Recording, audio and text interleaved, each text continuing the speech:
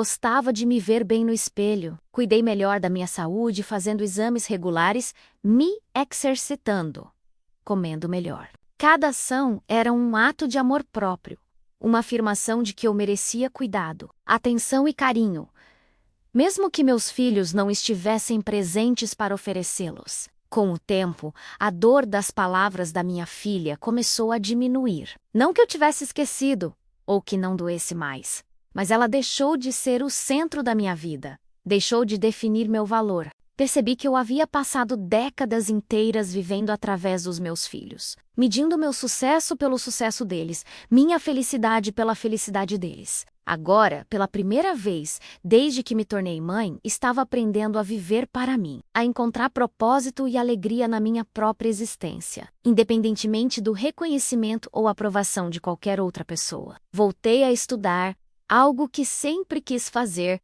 mas nunca pude por conta das responsabilidades familiares. Matriculei-me num curso online de literatura. Minha paixão antiga. Descobri que meu cérebro ainda estava afiado, que eu ainda era capaz de aprender, de debater ideias, de ter opiniões interessantes. Os professores e colegas me respeitavam, valorizavam minhas contribuições. Ali, eu não era apenas uma mãe idosa, eu era uma estudante, uma pensadora, alguém com algo valioso a compartilhar. Essa experiência restaurou minha autoestima de maneiras profundas. Comecei a fazer trabalho voluntário numa instituição que ajudava crianças carentes. Descobri que ainda tinha muito amor para dar, muita sabedoria para compartilhar, muita energia para dedicar a causas importantes. As crianças me abraçavam com sinceridade, me chamavam de vovó com afeto genuíno, me esperavam ansiosas toda semana. Ali, eu era importante, eu fazia diferença na vida de alguém. E essa sensação de propósito, de ser útil e valorizada, preencheu vazios que nem eu sabia que existiam dentro de mim. Um ano após aquele aniversário devastador, eu era uma pessoa transformada. Quando olhava no espelho, via alguém forte, resiliente, cheia de vida. Tinha uma rotina preenchida com atividades que me davam prazer e propósito. Tinha amizades verdadeiras, não superficiais.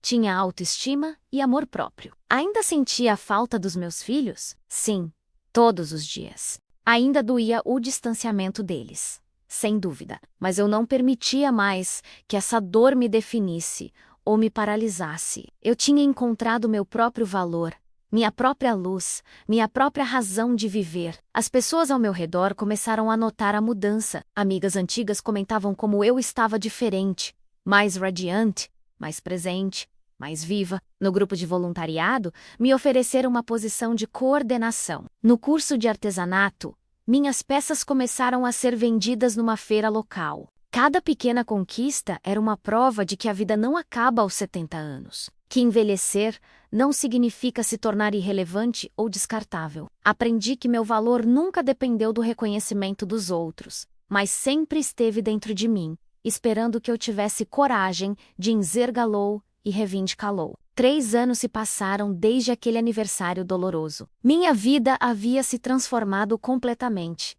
E eu mal reconhecia a mulher quebrada que chorou no chão da cozinha naquele dia terrível. Mantive contato mínimo com meus filhos, respondendo mensagens ocasionais, participando de eventos importantes quando convidada, mas sem mais me sacrificar ou me diminuir para agradar. Estabeleci limites saudáveis. Aprendi a dizer não quando necessário. Foi difícil no início, mas libertador. Então, numa tarde qualquer, recebi uma ligação inesperada. Era minha filha, e sua voz soava diferente, quebrada, vulnerável. Ela havia acabado de passar por um divórcio difícil, estava se sentindo sozinha e perdida. Seus filhos, meus netos, estavam crescidos e distantes, ocupados demais com suas próprias vidas. Pela primeira vez, ela estava experimentando a solidão e o abandono que eu havia sentido. Estava entendendo na pele que significa se dedicar a alguém e ser deixada de lado quando não é mais conveniente. Sua voz tremia quando disse que precisava conversar comigo, que havia coisas que ela precisava dizer. Concordei em encontrá-la, mas meu coração estava cauteloso, protegido por camadas de amadurecimento e sabedoria conquistados com dor. Quando nos encontramos numa cafeteria tranquila, fiquei chocada com sua aparência. Ela estava mais magra, com olheiras profundas,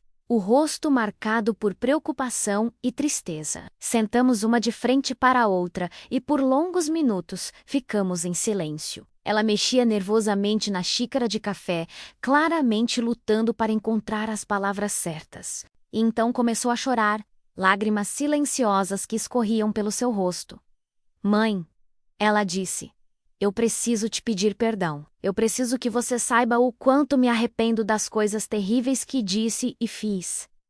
Ouvi em silêncio enquanto ela falava. Desabafava. Se abria de maneiras que nunca tinha feito antes. Ela confessou que estava sob pressão enorme na época do meu aniversário. Problemas no casamento que ela escondia de todos, estresse no trabalho, sentindo-se inadequada como mãe. Disse que descontou em mim todas suas frustrações. Que me tratou mal porque sabia que eu sempre perdoaria. Que eu era o lugar seguro para ela despejar suas próprias inseguranças e raivas. Mas agora, passando pelo abandono, pela solidão, ela finalmente entendia a dor que me causou. Finalmente enxergava a mãe como ser humano, não como função. Aquele dia do seu aniversário, ela continuou, com a voz embargada, foi o pior erro da minha vida. Quando disse aquelas palavras sobre o asilo, sobre você passar vergonha, eu estava tão cega pela minha própria miséria que não consegui ver a sua. Você tinha preparado tudo com tanto amor. E eu joguei isso na sua cara. Você merecia respeito, carinho, gratidão, e eu te dei crueldade e desprezo. Agora que meus próprios filhos estão distantes, agora que estou sozinha, entendo o que fiz com você. E me odeio por isso. Senti uma mistura complexa de emoções. Parte de mim queria a Brócala imediatamente perdoar tudo. Voltar ao papel de mãe que resolve todos os problemas e acalma todas as dores. Mas havia uma sabedoria nova em mim, nascida da dor e do crescimento. Eu não era mais aquela mulher que se anulava para salvar os outros. Respirei fundo e falei com calma, mas com firmeza. Eu aceito seu pedido de desculpas e não guardo rancor no meu coração. Mas preciso que você entenda que perdoar não significa esquecer, e não significa que as coisas voltarão a ser como antes. Expliquei a ela como suas palavras me devastaram, como me senti descartável e invisível, como questionei o valor de toda a minha vida, mas também contei sobre minha jornada de autodescoberta, sobre como aprendi a me valorizar independentemente do reconhecimento dos outros, sobre como encontrei propósito e alegria fora do papel de mãe sacrificial. Eu ainda te amo, disse, mas agora eu também amo a mim mesma. E isso muda tudo. Não sou mais aquela mulher que aceita migalhas de afeto e atenção. Não sou mais aquela que se contenta com o mínimo porque tem medo de ficar sozinha.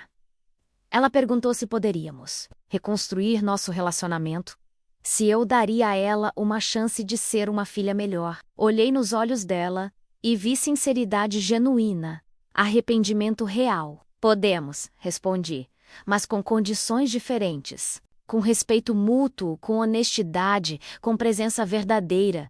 Não apenas quando for conveniente para você. Quero uma filha que me veja como pessoa, não como função. Que valorize meu tempo, minha companhia, minhas opiniões. Que entenda que envelhecer não me torna menos humana, menos digna de amor e respeito.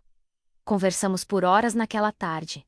Realmente conversamos pela primeira vez em anos. Não foi mágico, não foi perfeito, ainda havia dor e mágoa de ambos os lados. Mas foi honesto, foi real, foi um começo. Quando nos despedimos, nos abraçamos. E dessa vez, o abraço tinha calor, tinha significado, ela prometeu fazer melhor. E eu prometi dar a ela a oportunidade de provar. Mas saí daquele encontro sabendo que, independentemente do que acontecesse com o nosso relacionamento, eu estaria bem. Porque minha felicidade não dependia mais dela. Antes de ir embora, olhei para ela e disse algo que vinha amadurecendo em mim durante esses anos de transformação. Um asilo pode ser um lugar de cuidado, um lugar onde pessoas encontram comunidade e dignidade. Mas o verdadeiro abandono mora no coração de quem esquece de amar, de quem trata os outros como descartáveis. Envelhecer é um privilégio que muitos não têm, e merecer respeito não tem idade. Ela sentiu, chorando novamente. E senti que dessa vez minhas palavras realmente a alcançaram, plantaram sementes que poderiam crescer em compreensão e mudança verdadeiras. Esta história não é apenas sobre uma mãe e uma filha, é sobre algo muito maior que afeta milhões de pessoas ao redor do mundo. A desvalorização dos idosos, o esquecimento daqueles que dedicaram suas vidas para construir a nossa. Vivemos uma sociedade que idolatra a juventude e trata o envelhecimento como algo a ser escondido, negado, envergonhado. Quantas pessoas idosas são deixadas de lado, esquecidas em cantos, tratadas como inconvenientes? Quantos pais e avós passam dias inteiros esperando uma ligação que nunca vem? Um abraço que nunca acontece. O envelhecimento é inevitável para todos nós. Se tivermos a sorte de viver tanto, cada um de nós um dia vai ter cabelos brancos, rugas, movimentos mais lentos. E quando esse dia chegar, como queremos ser tratados? Com desprezo e impaciência, ou com respeito e carinho? A forma como tratamos nossos idosos diz muito sobre quem somos como sociedade, sobre nossos valores, sobre nossa humanidade. Respeitar quem nos deu a vida, quem sacrificou seus sonhos pelos nossos. Não deveria ser opcional, deveria ser natural, instintivo, fundamental. Mas esta história também é sobre autovalorização, sobre encontrar força quando tudo parece perdido. Quantas pessoas se definem apenas pelos papéis que exercem menos mãe, pai, esposa, marido, e se perdem completamente quando esses papéis não são mais valorizados? Quantas pessoas idosas desistem da vida, simplesmente porque se sentem invisíveis, desnecessárias, descartáveis? A jornada dessa mãe nos ensina que nosso valor é intrínseco, não depende do reconhecimento externo, que é possível reconstruir, reinventar, redescobrir propósito em qualquer idade, em qualquer fase da vida. O amor e o perdão são libertadores, mas não significam se anular ou aceitar desrespeito. Perdoar não é esquecer o que aconteceu, nem permitir que se repita. Perdoar é liberar o veneno da mágoa que envenena principalmente quem aguarda.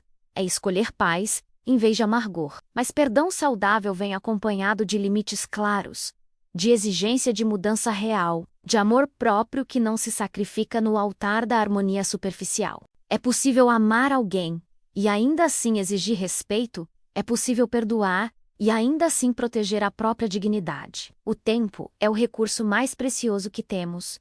E ele nunca volta. Cada dia que passa é uma oportunidade perdida de dizer te amo, de dar um abraço sincero, de estar verdadeiramente presente na vida de quem amamos. Não espere até que seja tarde demais para valorizar as pessoas que te deram a vida, que te criaram, que estiveram lá quando você mais precisou. Não espere até perder alguém para se arrepender do tempo que não passou junto, das palavras carinhosas que não disse, dos gestos de amor que adiou. O que o tempo leva, nem o arrependimento mais profundo consegue trazer de volta. Valorize hoje.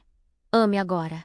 Respeite sempre. Se essa história tocou seu coração, se você sentiu a dor dessa mãe, se viu reflexos da sua própria vida nessa jornada, você precisa fazer parte da nossa comunidade. Este canal existe exatamente para isso, para contar histórias reais que fazem você parar, pensar e sentir. Histórias que não são apenas entretenimento, mas que transformam a maneira como você vê a vida, a família, o amor, o respeito, a dignidade humana. Toda semana, compartilhamos narrativas que aquecem o coração, que fazem refletir sobre o verdadeiro valor das coisas importantes da vida. Clique agora no botão de inscrever-se. Não deixe para depois, porque você não quer perder a próxima história que pode mudar completamente sua perspectiva sobre algo importante. Ative o sininho de notificações para ser o primeiro a assistir quando publicarmos novos vídeos. Faça parte dessa família que acredita no poder das histórias reais, que valoriza a sabedoria que vem com a idade,